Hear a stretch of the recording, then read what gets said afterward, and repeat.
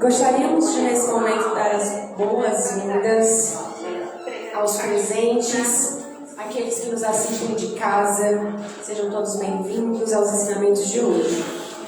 Gostaríamos de pedir também que, por favor, vocês desliguem os celulares de vocês, que coloquem no modo silencioso, se for possível, porque o silêncio é uma prece. Os ensinamentos aqui hoje ensinados serão melhor aprendidos se nós estivermos totalmente concentrados. Alguns recadinhos da nossa casa. Temos venda de lanche e livros na recepção. Essas vendas ajudam a manutenção da nossa casa bendita.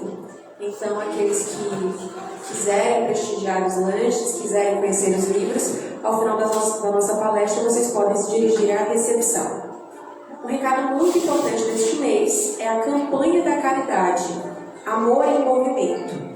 Durante todo este mês de julho, a nossa casa está recebendo doações de roupas em bom estado, produtos de higiene, alimentos não perecíveis e ração para pets. Então vocês podem estar trazendo aos sábados, nas segundas-feiras, na Evangelioterapia, e nós teremos um dia especial para o recebimento destas doações. Será dia 27 de julho, pela manhã, das 8 às 11.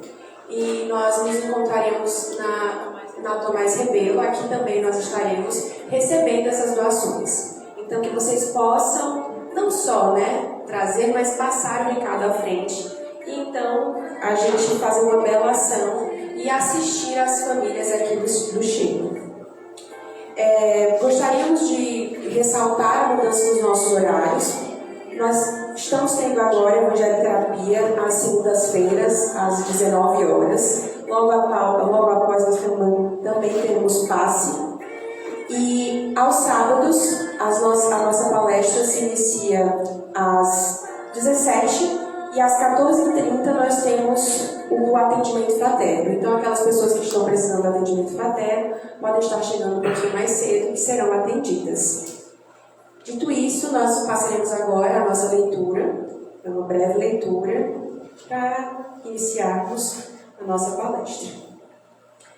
A mensagem é do livro Minutos de Sabedoria e é a de número 61.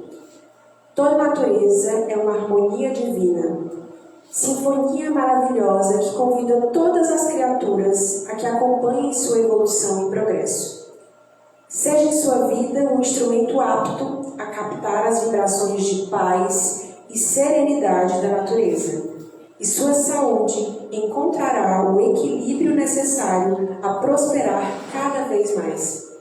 Viva de acordo com as leis da natureza e com o espírito voltado para Deus. Dito isso, gostaríamos nesse momento pedir a Jesus que nos acompanhe hoje e que abençoe a nossa palestra e ilumine a Adriana e que nós possamos absorver todos os conhecimentos aqui nos dados e que nós saiamos daqui melhores do que chegamos. Que assim seja, graças a Deus.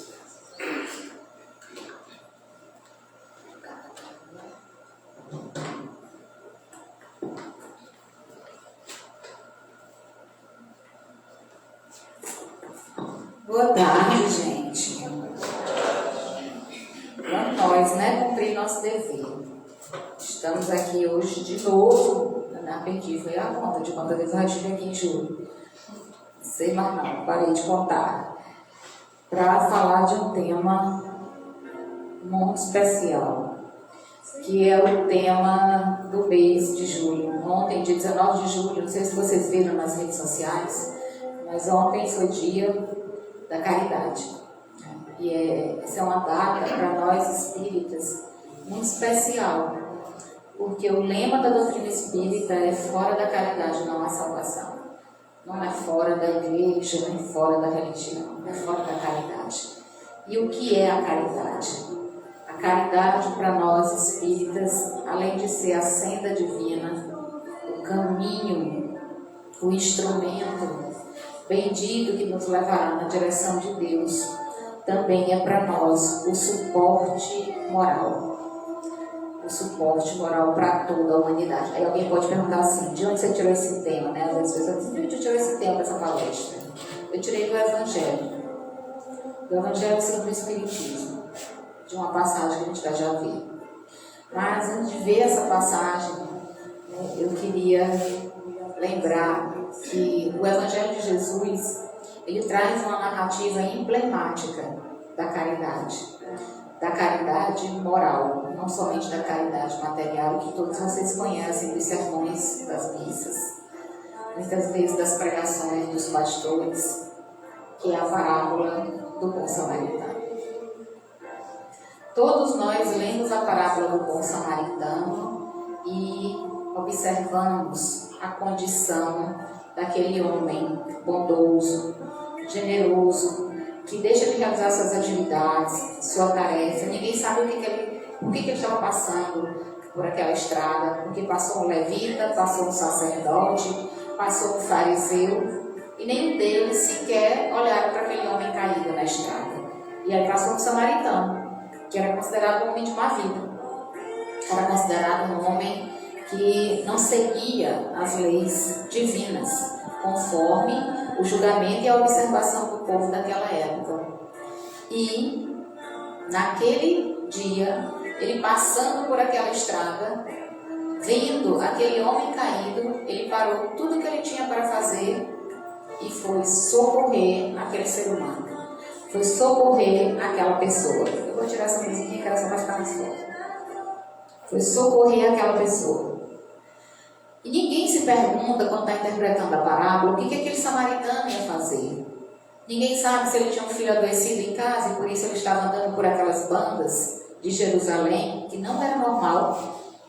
Um samaritano está andando em terras onde ele não era bem quisto, porque a Samaria era considerada uma dissensão de Jerusalém.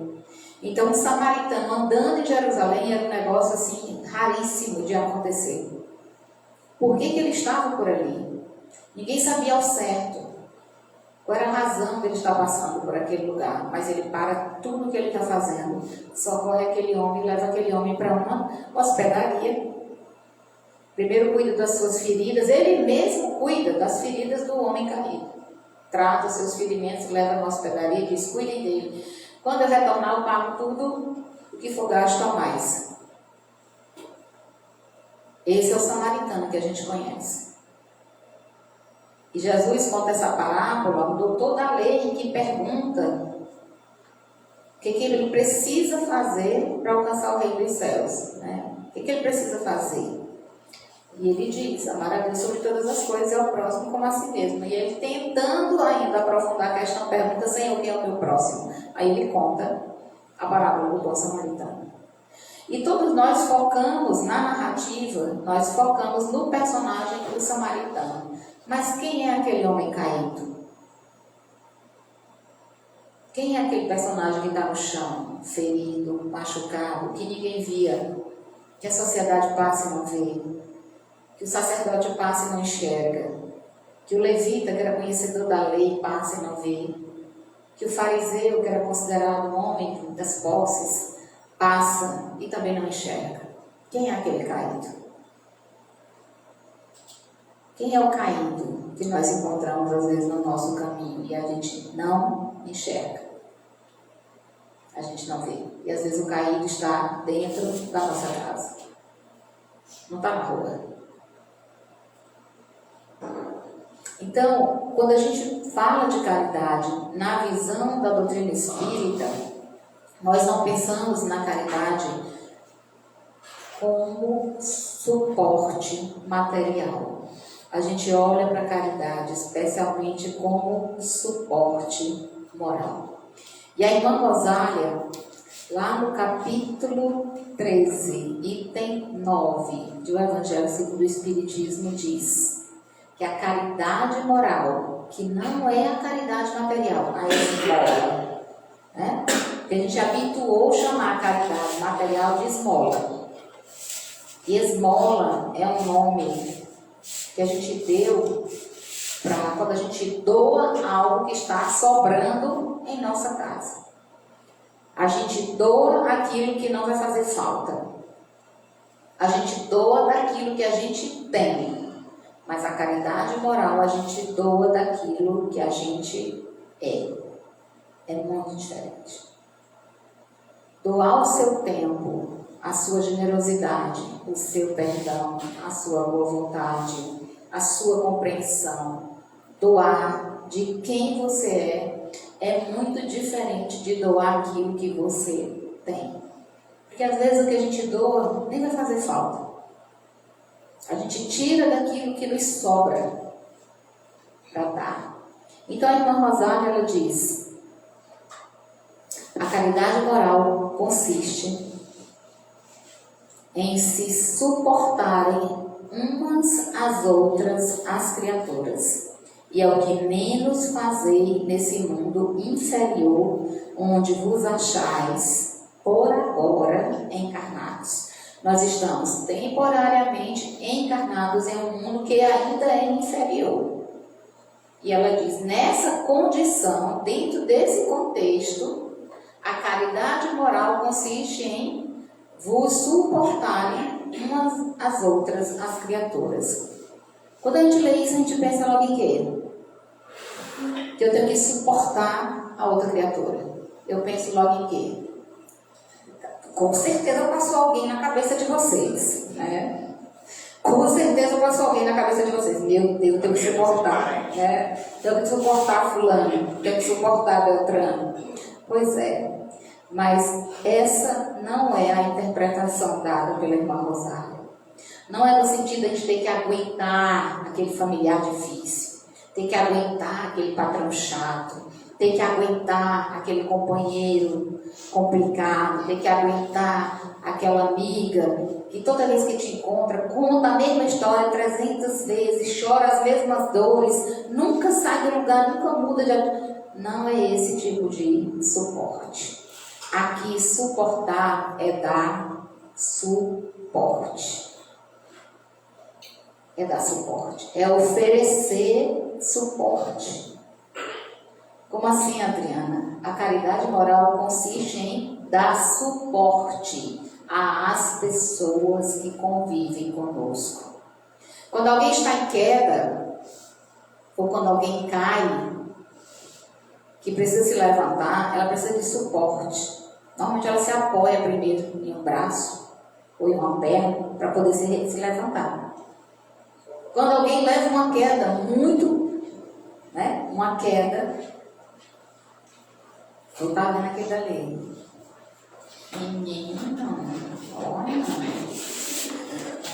olha só, que belezura.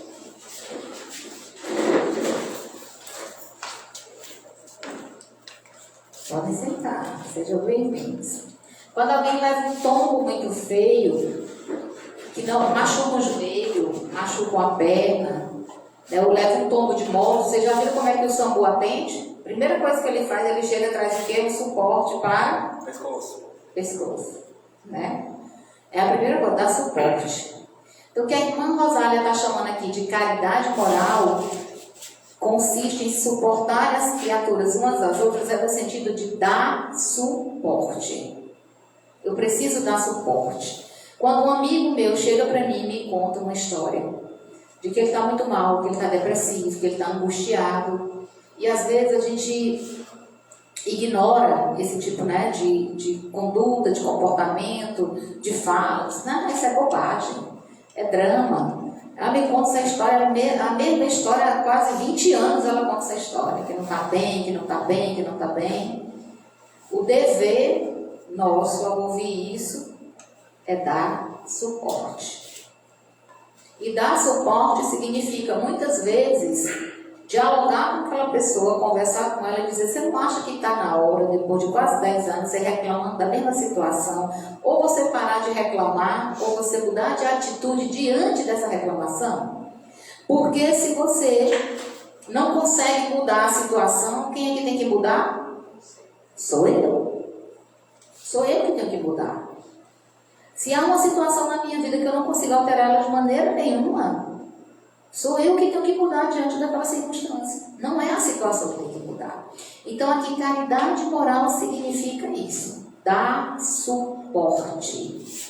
E a doutrina espírita, por considerar o Evangelho de Jesus, o Evangelho do Cristo, como o manual da nossa jornada evolutiva, sendo ele o nosso guia e modelo, com ele nós aprendemos que suportar os outros significa aprender a fazer pelos outros aquilo que eu gostaria que os outros me fizessem.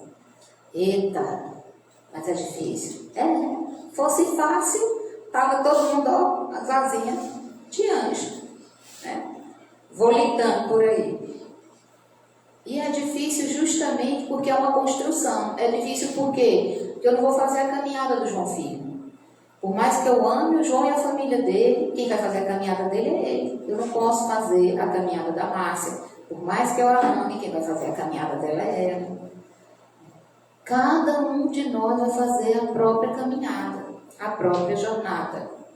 E como é uma construção, eu preciso entender que a caridade é a base da solidariedade universal. Não sei se vocês sabem, mas as pesquisas da física, da astronomia dizem que se o Sol fosse apenas 1 milímetro mais perto da Terra, nós morreríamos queimados. Se ele fosse apenas 1 milímetro mais distante da Terra, nós morreríamos congelados. E se os planetas não tivessem exatamente a posição que eles têm dentro do nosso sistema solar, a nossa Via Láctea não existiria mais. Eles vivem em sistema de solidariedade, suportando uns aos outros, dando suporte uns para os outros, a fim de que toda a Via Láctea se sustente.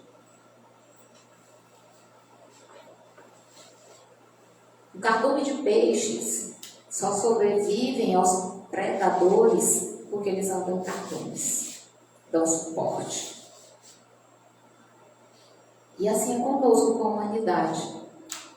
Se isole, vai morar numa gruta, numa caverna. Né?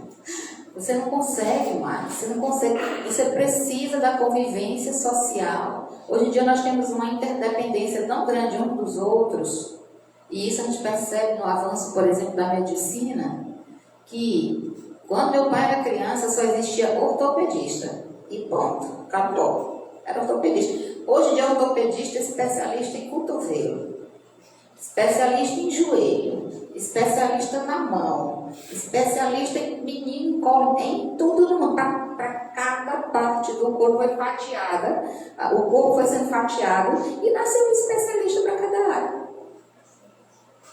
Você vai se especializando. Com essa especialização que caminha o avanço da humanidade, nós somos interdependentes. Todos nós. Que seria de nós sem o trabalho dos garis? A cidade já teria virado um lixão a céu aberto, porque a gente produz lixo. Então é um sistema de suporte. A gente precisa entender, caridade moral é suporte. O que foi que o bom samaritano fez?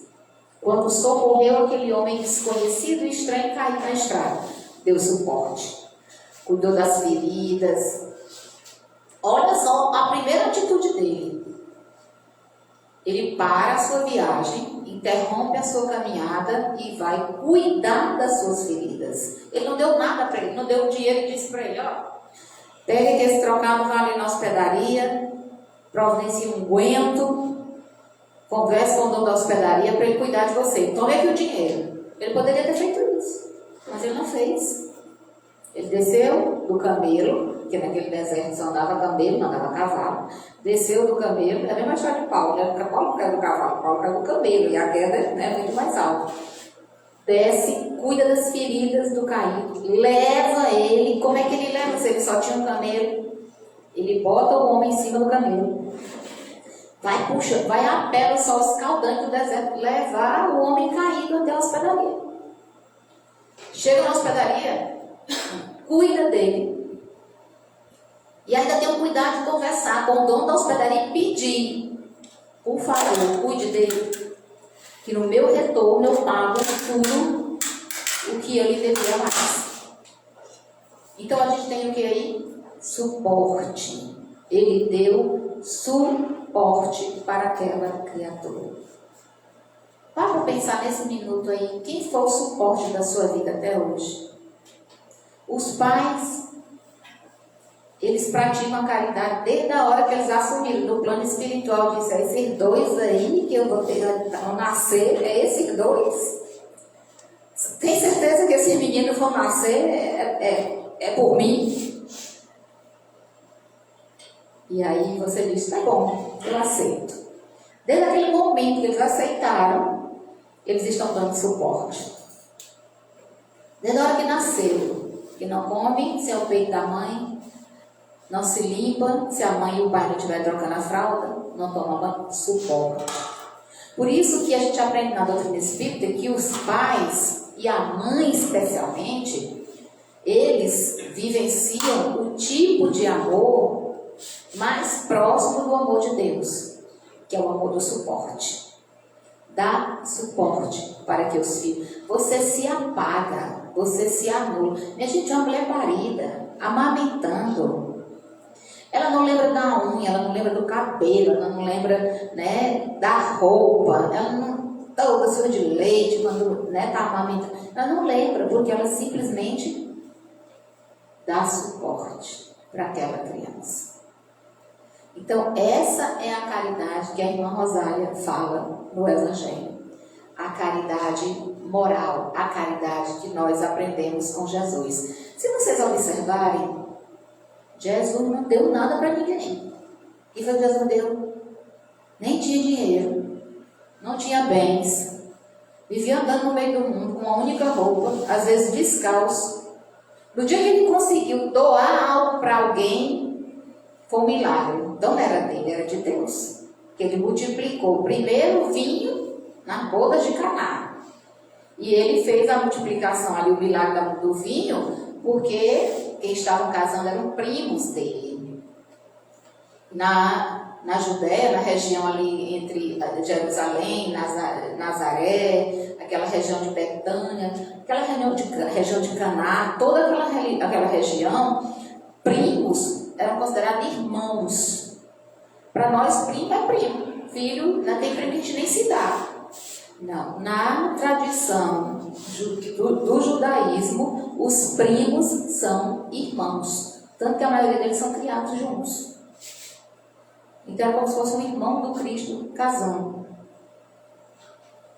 E aí o vinho acabou, ele transforma a água em vinho. Mas a primeira vez que ele distribuiu algo para o povo, de verdade, foi quando ele multiplicou pães e peixes, não foi? Foi. Mas não era dele. Porque não foi um milagre, então nem era dele, era de Deus. Ele não deu nada material. Tudo o que ele deixou para nós foi o suporte moral da nossa caminhada, da nossa jornada, né? Então, entendamos bem. Caridade moral é suporte. Dar suporte um para os outros. O Emmanuel, ele tem um livrinho chamado Encontro da Paz. Acho que faltou um Z ali, faltou. Encontro da Paz, lá no capítulo 38, que ele pergunta de maneira muito sábia, assim: o que faremos da caridade, dessa caridade entendida como esmola? O que a gente vai fazer dessa caridade quando todas as questões econômicas forem resolvidas? Quando não tiver, imagine um país que não tem mais fome, não tem miséria, não tem dificuldade econômica, que todo mundo vive com o que tem e o que é necessário para sobreviver. Você não vai encontrar mais pedintes, pessoas passando necessidade, passando fome, caída na rua. O que vai ser da caridade quando todas essas questões econômicas forem resolvidas? E aí ele diz, esta é a indagação que assinalamos a todos nós muitas vezes. É a pergunta que eles se fazem. Eles mesmo no plano espiritual eles se faziam. O que vai ser da esmola quando todas as questões econômicas forem resolvidas? O que restará como exercício da caridade? O suporte. Por isso que a verdadeira caridade não é a material, porque um dia todas as questões econômicas serão resolvidas. Gente, a ciência nos ensina que existem leis na natureza que são irrevogáveis. Lei de reprodução, lei de proteção, né, o instinto natural, lei de ação e reação, que é da física, lei de progresso. Tudo progride. Eu até brinco, né? Até um ferro de passar progride. Já foi um dia de brasa, hoje dia é uma passadeira, com a mais linda do mundo, pega o negócio, passa na boca, ela estica todinho. Rapaz, aquele é bom de outro mundo, aquele é bom demais. Eu que tenho a filosofia que para que eu vou passar roupa, que a vida passa e a gente nem vê, né? O negócio aquele é um milagre. Tudo evolui. Tudo evolui. E agora eu vou mexer com o filho do meu casal de amigos aqui. Quando eu tinha, faz tempo, né? Uns 25 anos de idade, que agora já tenho 52, eu tinha uns 25 anos de idade, eu fui a uma dentista para fazer tratamento ortodôntico. Fiquei 9 anos com um aparelho na boca. A dentista arrumou o problema na minha boca de todo jeito, que 9 anos esse aparelho não resolveu o problema da minha boca. Eu dizia assim, eu vou morrer com esse aparelho na boca. Aí minha mãe dizia, essa adolescência toda acaba nunca, né? Eu não tiro nunca esse aparelho da boca. Fiquei 9 anos. Me mudei para Piripiri. Cheguei aqui, comecei o outro tratamento, tirei o aparelho. Quando eu tirei o aparelho, feliz da vida, achando que estava tudo resolvido. Não, tem que usar o aparelho de novo, porque tem isso e isso que está errado, que agora tem uma técnica que você dá queimar 9 anos. 18 anos usando aparelho. Aí hoje em dia, né, eu tenho esse sorriso maravilhoso, graças a Deus. Né? Não foi assim tão fácil, né? Isso aqui foi conquistado, há 18 anos. Mas as técnicas que se utilizam hoje, eu sofri demais, minha gente. 9 anos com um aparelho na boca, eu via com um rasgo na minha bochecha internamente que não sarava nunca. Por causa de um negócio que ficava aqui atrás, um bracket, né? Na boca. E evoluiu. Hoje você entra no consultório odontológico com um dente deste tamanho, sai com um dente assim, tudo clareado, tudo branquinho, né? Tudo evolui. Lei de evolução. A gente também evolui, a gente também melhora. Pega os retratos de vocês, quando vocês eram crianças. Eu tô bem melhor agora. Agora a gente estava vendo as fotos aqui com o seu Lima, né? E eu vi olhando, gente do céu, 15 anos atrás. Totalmente diferente do que eu sou hoje. E a gente está sempre melhorando. Aí a Márcia disse assim, você está melhor agora? Isso eu também acho. Lei de evolução, tudo melhora. Então, o planeta também vai melhorar. E aí, o que vai acontecer?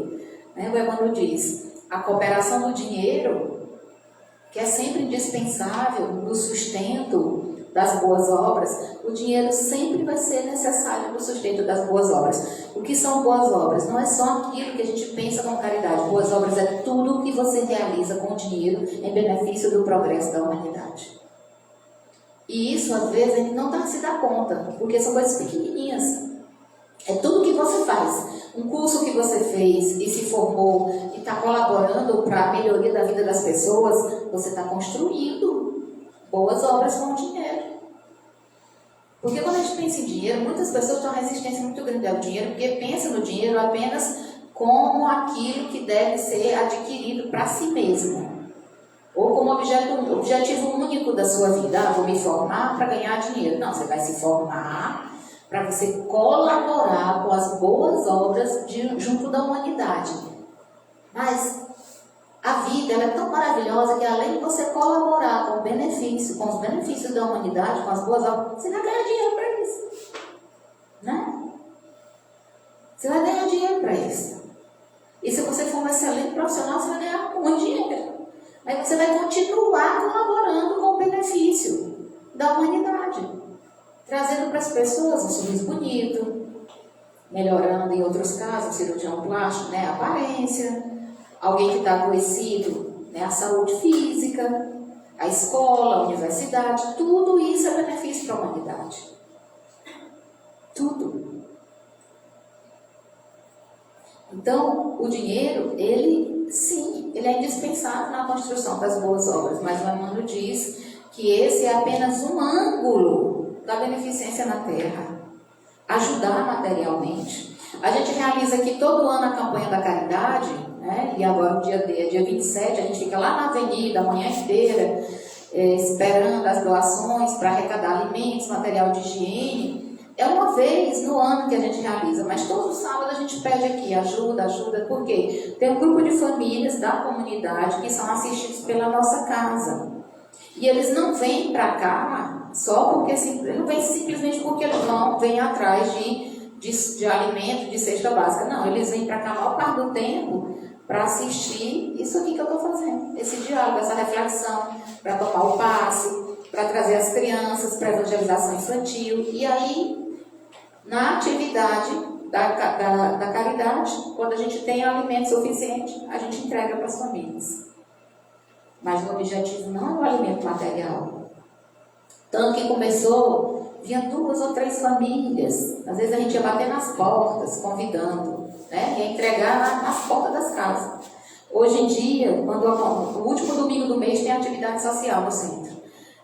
Hoje em dia eles chegam aqui e dizem, eu queria me cadastrar na atividade. Eu fiquei sabendo que hoje tem atividade. Aí vem, coloca o nome, está na lista de espera. Daqui a pouco traz um amigo. Não é pelo material. É pelo moral. Eles saem daqui dizendo, olha, eu gostei tanto daquilo que você disse, eu estava sofrendo tanto com meu filho, vivendo na situação assim, assim. Aquilo foi tão importante para mim. Então, gente, a caridade material, a esmola, é apenas um ângulo da beneficência. Ela é muito mais ampla.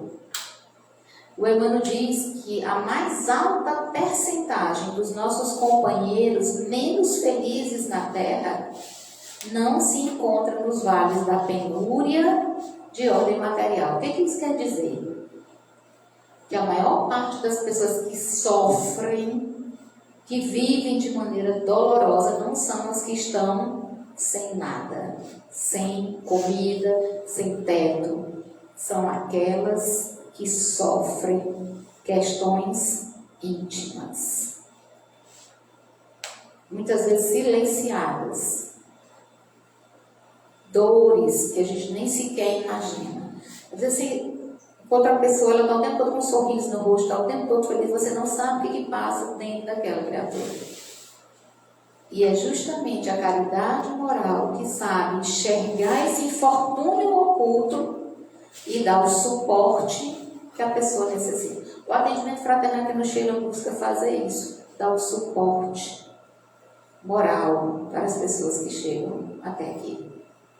Muitas já vieram, ficaram bem, foram embora e está tudo bem, porque o objetivo é esse, é dar suporte. Né? O samaritano não ficou pedindo para o rapaz que caiu e que ele ajudou, olha, você sai por aí dizendo para todo mundo que fui eu, o samaritano, que lhe ajudei. Não. Ele fez o que era a tarefa dele e o rapaz com certeza se curou das feridas e foi embora, seguiu o caminho dele. Mas muitos de nós queremos reconhecimento. Ah, porque fulano é ingrato. Não diz nem muito obrigado. Pois que bom que ele não diz muito obrigado. Não precisa dizer não. Não precisa, porque quando a gente busca reconhecimento pelo bem que a gente fez, a gente está se pagando. Deus não nos deve mais nada. A gente não precisa ficar pedindo, porque fulano é ingrato, minha família é ingrata, meu amigo é ingrato, eu não ajudo mais ninguém, porque todo mundo que eu ajudo é muito ingrato. Então você não entendeu ainda que o sentido da palavra caridade é suporte moral. Você está ali para dar suporte, você não está ali para ser o credor, cobrar da pessoa o bem que você fez por ela. Porque aí ela perde todo o mérito. Ela perde o mérito. Então, a caridade, no sentido moral, nesse sentido apresentado pela irmã Rosália, é no sentido de dar suporte àquele que passa pela miséria não material, pela miséria humana. Minha gente, isso aqui é Seul, né, na Coreia do Sul. E agora, lindíssima, né? Tem umas imagens lindíssimas. Eu botei aí para a gente ficar só observando. A outra também era Coreia. Então, olha só, há uma passagem lá em Paulo que ele diz: a caridade nunca falha. Por que a caridade? A caridade no sentido moral nunca falha. Porque se você se propõe a auxiliar com uma palavra, com um olhar amigo, com um silêncio diante da dor do outro, com a compreensão da dor alheia, por mais que pareça uma bobagem diante dos nossos olhos. Já viu um adolescente apaixonado e frustrado porque acabou o namoro? Eu converso com centenas deles, né? Quase todos os dias lá no Instituto Federal. Meu amigo, um adolescente apaixonado que foi deixado, foi abandonado ou que foi rejeitado, ele sofre, minha filha. Ele sofre. É o fim do mundo, entendeu? E a dor dele é legítima. Aí alguém diz: ah, mas que bobagem. Tanta gente sofrendo dentro de um hospital, agonizando. Sim, mas aquela dali é a dor dele. Essa daqui é a dor. É a dor. É a maior dor que ele está sentindo. Se ele não conseguir trabalhar aquela dor, se ele não conseguir administrar aquela dor, quantos adolescentes idealizam suicídio? Se suicidam por causa do fim de um relacionamento. Porque recebeu um não pela primeira vez na vida. Porque faltou suporte. Porque a gente é ensinado a ganhar dinheiro. Você tem que se formar, você tem que ganhar dinheiro. Você tem que ser uma pessoa bem-sucedida. A gente ensina isso para os filhos, mas a gente não diz assim: você tem que ter um bom coração. Você tem que ser uma pessoa de bem. Você tem que ser um ser humano benevolente. Você tem que aprender a compreender o ponto de vista do outro. Você tem que entender que na vida você vai receber nãos de vez em quando. Não se iluda, nem tudo na sua vida vai ser êxito, vai ter momentos também da queda. E a queda serve para ensinar a gente a se levantar. Só aprende a se levantar quem cai. E é melhor cair num sonho do que num prédio de 20 andares. Então, esse processo da caridade moral, ela nunca falha. Por quê? Porque o intuito da caridade é dar suporte. É dar suporte. E aí, no Evangelho, segundo o Espiritismo, capítulo 15, item 13, nós entendemos que toda a moral de Jesus, tudo aquilo que ele ensinou ao longo da sua missão, toda a moral dele se resume na caridade que ele praticou e exemplificou o tempo inteiro, na caridade e na humildade, virtudes que são contrárias ao egoísmo e ao orgulho. Por quê? Porque quem é egoísta não consegue fazer a caridade, só pensa em si. Primeiro vem eu, depois eu de novo. Quem é egoísta não consegue fazer a caridade. E quando tem um ato caritativo, cobra reconhecimento, espera gratidão. E essa é a postura que humilha o beneficiado. Quem já imaginou? João Filho, faça um favor para o João Filho, e aí eu fico: João Filho, meu irmão, e aí não vai dizer nada, não, muito obrigado. Ele é bichão, né? Não, caridade não exige reconhecimento. Por isso que ele diz que a caridade é o oposto do egoísmo. Quem é egoísta, quem pensa apenas em si, não consegue fazer a caridade. E aí, a irmã Rosália, na outra mensagem, ainda vai mais adiante, quando a gente começa a interpretar o que é esse suporte moral de que ela fala. Ela diz que não só quem é egoísta não consegue fazer a caridade, mas quando o egoísta faz a caridade, ele quer reconhecimento o tempo inteiro. Pode me agradecer. Foi, eu estou fazendo por você. Olha isso aí que eu lhe fiz. Começa a jogar na cara da pessoa. Que seria de ti, hein, bichão, se não fosse eu? Não fala, não fez a caridade, gente. Não fez. É egoísmo. Então, a gente tem que tomar muito cuidado. Por quê? Porque a moral de Jesus, qualquer religião que você for, cristã, protestante, católica, espírita, qualquer uma, a gente vai aprender isso aqui. A moral de Jesus se resume na caridade e na humildade. O humilde, a pessoa humilde. Vocês lembram que eu falei em outro momento aqui, que nas bem-aventuranças a humildade é a primeira de todas elas? Porque a gente pensa as bem-aventuranças como a subida de uma montanha, porque nós é o sermão do monte, então visualiza o monte. A base da montanha é a humildade. Sem a humildade não se adquire nenhuma outra virtude nessa escalada. Então, para eu fazer a caridade, eu tenho que ser humilde. Porque se eu for orgulhoso, meu amigo, toda vez que eu entregar um pacote de sal para alguém, eu quero uma selfie. Para postar no meu Instagram. Né? Tem uns grupos que fazem isso, tem. Eles estão beneficiando alguém porque nenhum benefício se perde. Nada se perde. Benefício nenhum se perde. A gente aprende com a doutrina espírita que existe uma coisa que chama caridade da migalha. Né? Tem até a mensagem da migalha. Migalha nenhuma de amor se perde. Mas quando eu exijo do outro reconhecimento de tudo que eu faço por ele, aí eu estou mergulhando no fosso do orgulho. E cadê a humildade? Então, caridade e humildade não se separam. Especialmente quando é essa caridade no sentido do apoio, do suporte moral. Aí o Emmanuel diz assim na obra Mais Perto: não te esqueças do auxílio em forma de segurança e de estímulo que podes oferecer aos que te cercam.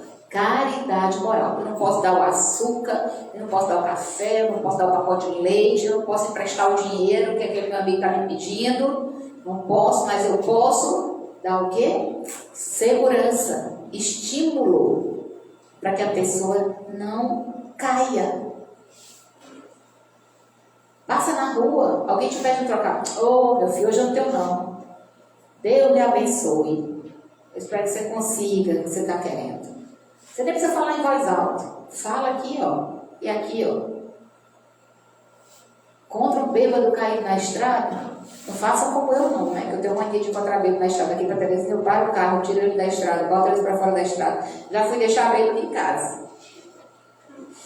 Porque eu tirei do trilho ali de Altos. Pobre caído do trilho e a bicicleta para um lado e para o outro. Eu não fiquei com muita pena.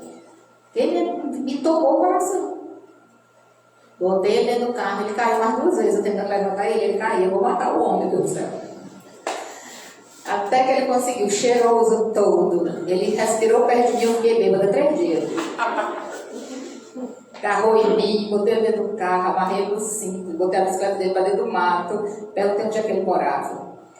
E ele só apontando para frente, eu voltando, no rumo de Piripiri, que eu andava em Teresina. Quando chegou ali perto do trilho, demorou aquelas coisas de venda ali, tem muita coisa de carnaval. Ele apontou que era para lá, com a cabeça toda sangrada, cortada, eu fui deixar ele em casa. E a senhora vinha chorando: ô, minha filha, tinha me dito que o trem tinha passado por cima dele. Diga, ainda não. O trem ainda não passou, não. Mas se ele continuar desse jeito, não demora muito. Desci ele do carro, veio um rapaz, tirou ele, botou ele em casa. Fui pro meu destino. Fui embora. Quando a gente tem esse tipo de atitude, eu não sou flor que se cheia, não se enganem comigo. Não sou flor que se cheia. Mas tem horas que vem um impulso do coração. Atenda. Quantas vezes já passou alguém pedindo alguma coisa, pedindo trocar um dinheiro para você? Aí você não dá, aí quando a pessoa vai embora, você diz: oh, troca. Eu devia ter dado. Né? Eu devia ter dado. Meu amigo, se você tem, dê. Porque depois a consciência vai ficar te cobrando. Opa, Teresina, eu fico juntando a moeda. Aí eu boto dentro do copinho do carro. Quando eu chego em Teresina, eu já deixo o copinho de moeda dentro do carro. Porque eu sei que vai aparecer onde é velho, menino, cachorro e pedinte, ora. Onde eu chego. É o que chama. Né? Faça. Por quê? Porque, gente, às vezes você não tem o material, mas você tem condições de fazer a prece, fazer a oração, sentar com aquela pessoa, dar estímulo para ela. Uma vez um amigo meu me ligou me pedindo dinheiro emprestado. Eu não tinha aquele tanto de dinheiro que ele queria emprestado. Se eu tinha aquele tanto de dinheiro, não estava nem no Brasil. Né? E ele desesperado, porque estava numa situação muito difícil. E aí eu fiz uma chamada de vídeo com ele e a gente começou a conversar. Começamos a conversar, ele chorou, contou. Daqui a pouco, no meio da conversa, ele disse: Adriana, eu já sei o que é que eu vou fazer para resolver essa situação. Eu disse: você já sabe disso aí? Essa nossa conversa me fez eu pensar em muitas outras coisas. E ele resolveu a situação com uma conversa. Então ele diz aqui, olha, você pode oferecer estímulo e segurança através das demonstrações do seu dever bem cumprido. E o dever bem cumprido, de solidariedade, de cooperação, de paciência, significa muitas vezes simplesmente ouvir a outra pessoa, escutar o que ela tem para dizer, sem revidar. Sem revidar, só ouve. Isso também é caridade moral. E aí, né, o Emmanuel diz, os escultores da alma, a caridade é sempre uma bênção de Deus. Sempre. Mas não se restringe ao pão e ao agasalho que a gente distribui. Eu já ouvi te falar aqui. Não se resume aqui a material. Encontramos a caridade por serviço aos outros, em qualquer parte. Tudo que você faz para servir as pessoas, e se você faz de coração, se você faz de boa vontade, você está vivendo a caridade. Eu vou toda segunda-feira, não, toda terça, eu vou para o Instituto Federal e a Camila e a Bia estão aqui, são minhas alunas, eu levo elas de carona toda segunda-feira para o Instituto Federal, né? E elas vêm, como é que eu vou para o Instituto Federal? Todo dia, toda segunda, ouvindo música, cantando, contando a novidade do dia, querendo saber do babado do Instituto Federal. Porque eu vou feliz no meu trabalho. Posso estar num dia péssimo, mas eu vou trabalhar, vou encontrar com as pessoas, eu tenho que dar o melhor que eu tenho para elas. Às vezes aquele meu aluno só tem o meu sorriso, só tem o meu abraço, só tem o meu bom dia, só tem o meu você está lindo demais hoje. Aí eu encontrei um aluno meu no Perifolia, porque eu fui no Perifolia, primeiro dia, né? Primeiro dia. Não saí do camarote, me colocei, e o João Filho. Depois de 15 anos morando aqui, nunca tinha ido no Perifolia, fui. Só sabia uma música do Perifolia, mas tudo bem. E aí encontrei um ex-aluno meu e ele veio me abraçar, minha princesa, minha rainha, eu te amo, não sei o que. Gente, não tem dia no que pague isso. Dá suporte. Caridade moral não é só distribuir o que a gente tem, são os serviços que nós prestamos com amor, que nós fazemos com amor. Então, além disso, caridade será tolerar com paciência. Aí aqui é o suporte no sentido que vocês pensaram, a gente falou pela primeira vez, né? Até eu, quando li a primeira vez, eu pensei, meu Deus, quem que eu tenho que suportar? Aí eu fui estudando, entendi. Não é suportar no sentido de aguentar a pessoa, né? É no sentido de dar suporte. Mas, em alguns momentos, a caridade também será tolerar com paciência o parente necessitado. Sabe aquele que chega, que só vai te dar desafios, que só vai trazer desafio para a tua vida? É desafio financeiro, é desafio afetivo. Tem gente que diz assim, menino, tem parente que não é parente, é acidente, é uma topada que a gente leva, né? Porque ele chega na vida da gente só para trazer B.O.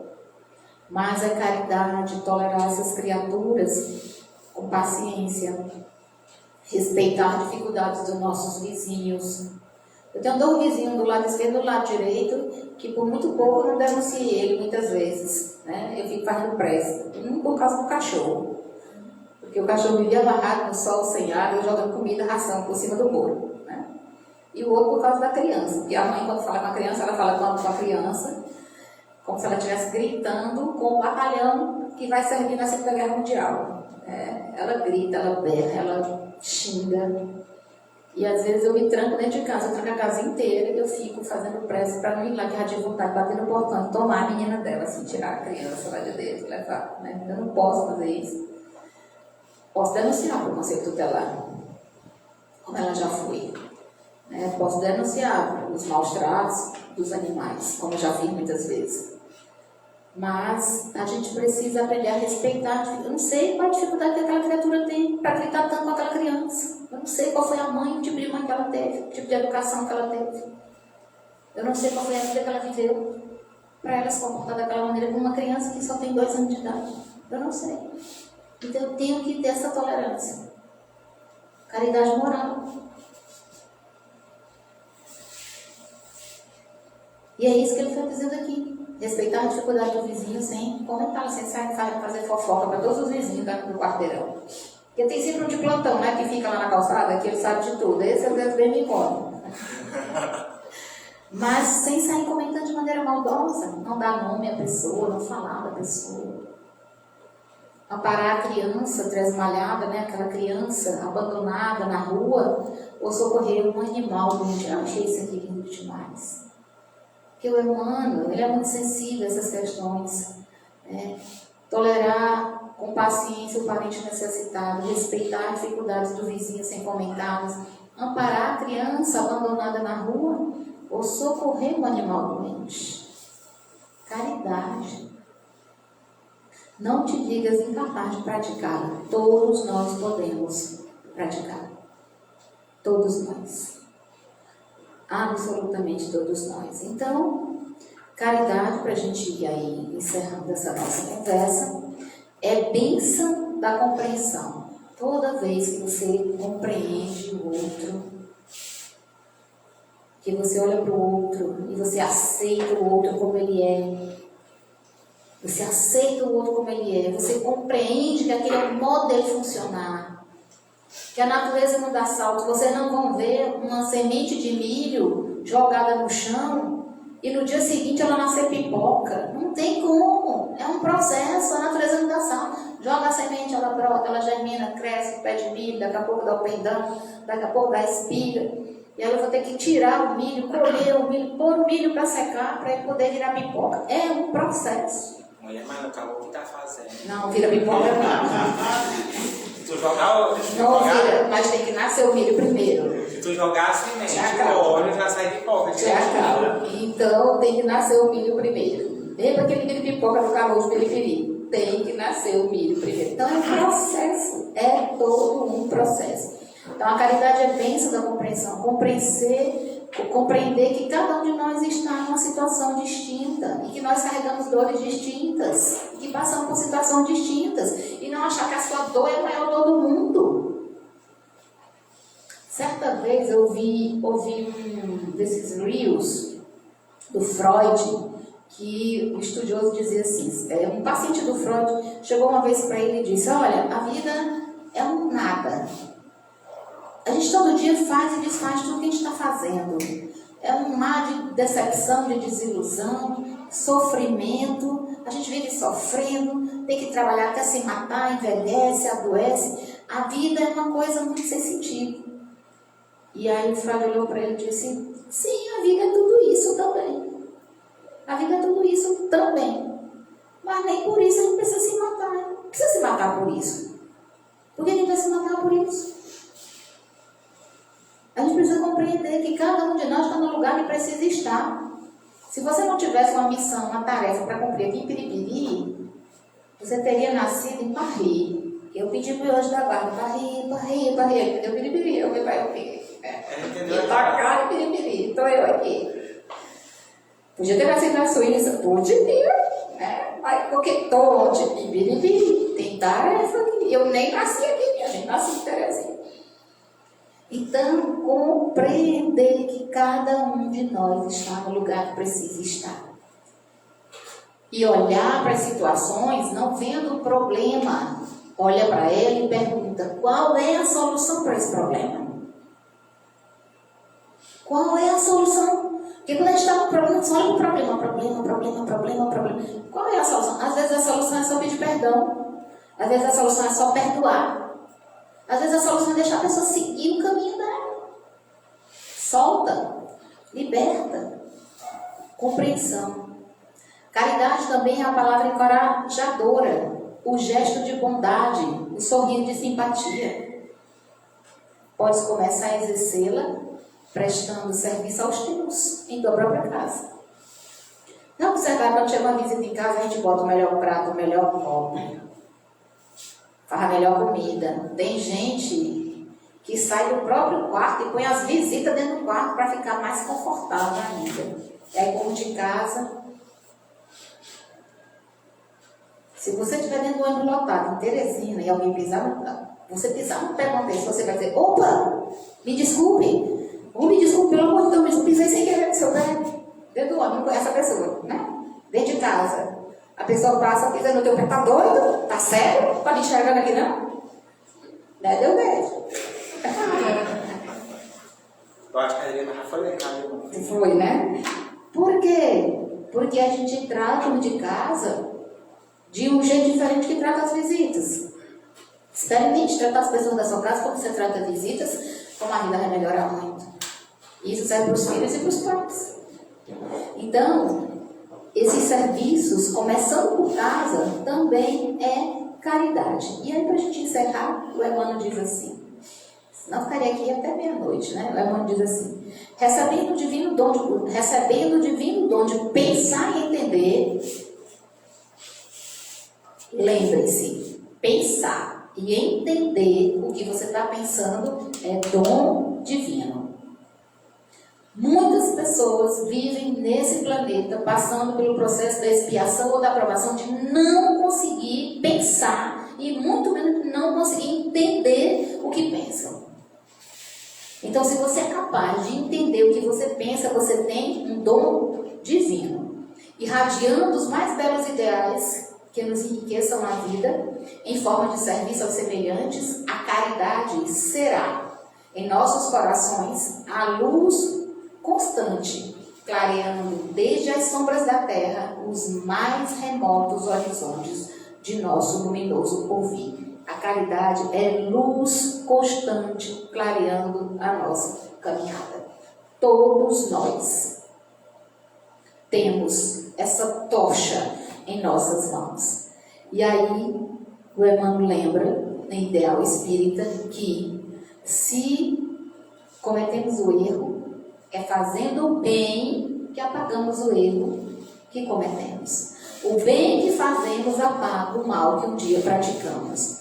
Então, o erro só vai se tornar inexequível, ou seja, nós não teremos mais capacidade de errar, deixaremos de errar completamente quando aprendermos a perdoar sem condições. Enquanto a gente não aprende a perdoar, a gente está em erro. E aí a gente sofre. Porque a ausência do perdão é a mágoa. E a mágoa adoece. Adoece os ossos, adoece o nervo, adoece o estômago. A medicina tradicional chinesa está para isso mesmo, para explicar, né? A própria neurociência já faz uma relação muito direta entre emoções e corpo físico.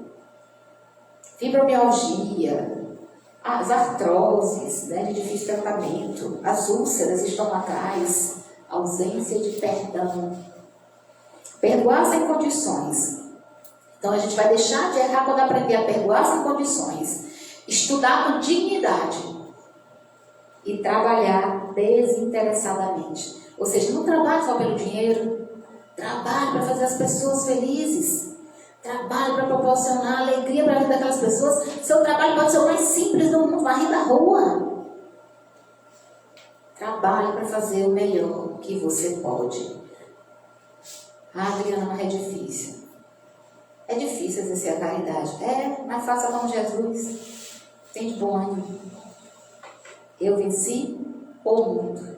Não venceu no mundo, ele venceu o mundo. Ele venceu as mazelas do mundo. Se ele pôde, nós também podemos. Muito obrigada pela atenção de vocês.